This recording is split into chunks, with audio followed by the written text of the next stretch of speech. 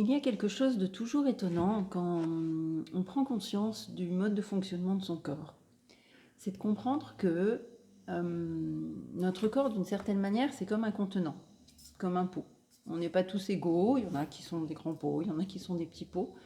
Et on va dire que le pot ne se remplit pas de la même façon pour tout le monde. On n'est pas forcément égaux à ce niveau-là. Et c'est important de comprendre que tout au long d'une journée, à travers les différentes activités qu'on peut avoir, que ce soit des choses importantes ou pas importantes, notre corps crée des micro-crispations. C'est les muscles qui se contractent à différents moments, et puis notamment encore un peu plus quand il peut y avoir des émotions. Et toutes ces micro-tensions, qui sont absolument naturelles et physiologiques, vont se cumuler dans le pot que représente notre corps. Et puis vous voyez bien où je veux en venir. Ça monte, ça monte, ça monte. Et puis à un moment donné, si on ne fait rien, alors pour certains ça va être quelques heures, pour d'autres une journée, pour d'autres une semaine, un mois ou des années, bien si on ne fait rien, quand ça arrive en haut du pot, ça déborde. Et ce débordement, ça peut être pour certains des petits pétages de plomb qui nous arrivent tous les jours. Alors il y a mille façons de faire un petit pétage de plomb. Ça peut être de plus manger, moins manger, dormir énormément ou à l'inverse plus dormir du tout. Ça peut être des modifications du comportement, ça peut être de s'énerver, ça peut être d'être plus irritable, impatient, ça peut être de pleurer tout le temps. Et puis il peut y avoir aussi des expressions du corps à travers ce trop-plein, des maux de dos, des maux de tête, des maux de ventre. Tous ces troubles en fait peuvent être significatifs que c'est comme si vous aviez trop encaissé d'une certaine façon et que vous êtes arrivé à ne plus pouvoir encaisser davantage et le trop-plein s'évacue. Et un débordement, c'est comme une inondation. Quand il y a une inondation, une rivière qui sort de son lit, on ne peut pas la contrôler. Il peut y avoir des dommages collatéraux. Et c'est ce qui se passe un petit peu quand on pète un plomb, quand il y a un débordement. Il peut y avoir des dommages collatéraux.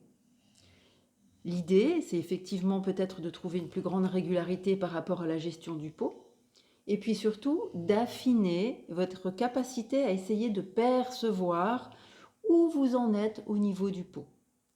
Quand vous sentez que ça commence à monter, vous pouvez agir avec différentes techniques. Vous pouvez vous relaxer, vous pouvez faire du sport, vous pouvez évacuer les tensions. Tout ça, c'est des techniques qu'on peut apprendre en sophrologie, qu'on peut apprendre notamment avec plutôt des disciplines qui sont un peu plus corporelles pour vraiment évacuer ces tensions. Pas seulement de le faire au niveau psychologique. Et puis, jour après jour, vous allez réussir à modifier, à percevoir davantage le niveau de tension au niveau de votre corps et d'apprendre à le gérer. Et du coup, au lieu de fonctionner par débordement, et puis après ça redescend, et puis ça remonte, et puis ça redescend, on arrive à quelque chose de beaucoup plus doux, beaucoup plus soft et beaucoup plus mesuré et confortable. Après, vous savez aussi bien que moi qu'il y a le problème des ruminations. Les ruminations, j'ai envie de dire, c'est comme s'il y avait un espace à côté de votre tête. Alors, dans ma façon de voir les choses, j'appelle ça l'annexe. L'annexe, c'est un peu comme si c'était une terrasse, c'est un bureau de pensées, de ruminations diverses.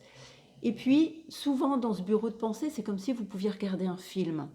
Vous êtes dans vos films du passé, du futur. Et quand vous êtes en train d'être spectatrice ou spectateur d'un film qui se passe ici dans l'annexe, vous n'êtes plus dans votre corps. Et quand vous n'êtes plus dans votre corps, ma foi, vous n'avez plus la capacité de percevoir où en est le niveau des tensions. Et c'est pour ça que vous pouvez vous arriver à vivre un débordement sans même l'avoir vu venir peut-être, parce que vous n'étiez pas présente. Si vous êtes sur une terrasse, vous ne pouvez pas voir ce qui se passe à l'intérieur du bâtiment. C'est un petit peu la même chose avec notre corps. Si on n'est pas dans le présent, dans notre corps pour voir ce qui s'y passe, on ne peut pas le gérer. C'est un petit peu la technique en fait à travers la méditation, la pleine conscience, à travers toutes ces techniques aujourd'hui de bien-être. L'intérêt, ça va être de pouvoir revenir dans votre corps pour pouvoir voir ce qui s'y passe et avoir des outils que vous allez pouvoir utiliser pour gérer ce niveau de tension. Il n'y a pas des outils qui marchent ou des outils qui ne marchent pas. En fait, vous savez, on pourrait prendre l'exemple des habits. Il y a plein d'habits, des habits similaires en toutes les tailles qu'on peut trouver dans les magasins. Plein de personnes vont les acheter et pourtant, un même habit sera unique sur chacune des personnes parce qu'elle sera portée d'une manière unique, avec une coiffure, avec un maquillage, avec des chaussures. Un outil de bien-être, c'est la même chose. Il y a un outil standard pour tout le monde. Après, ce qui va être important, c'est la façon dont le thérapeute ou même vous-même sur les différents sites ou dans les livres, vous allez pouvoir vous l'approprier et le rendre spécifique à vous. Toute l'intention de cette transmission d'outils de la part des thérapeutes, c'est la façon dont, si on utilisait l'outil comme une pâte à modeler, la façon dont on va pouvoir adapter et modeler l'outil pour qu'il corresponde spécifiquement à cette personne.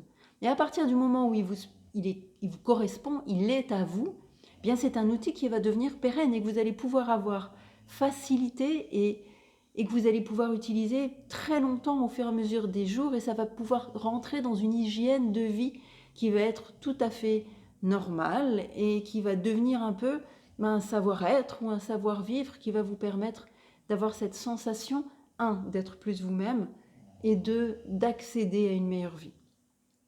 C'est les premières choses que je voulais vous partager aujourd'hui.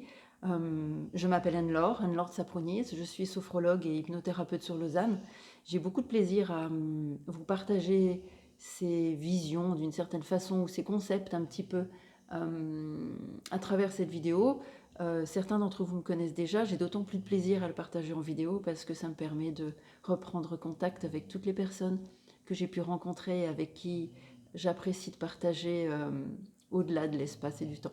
Merci beaucoup, je vous souhaite une bonne journée. Au revoir.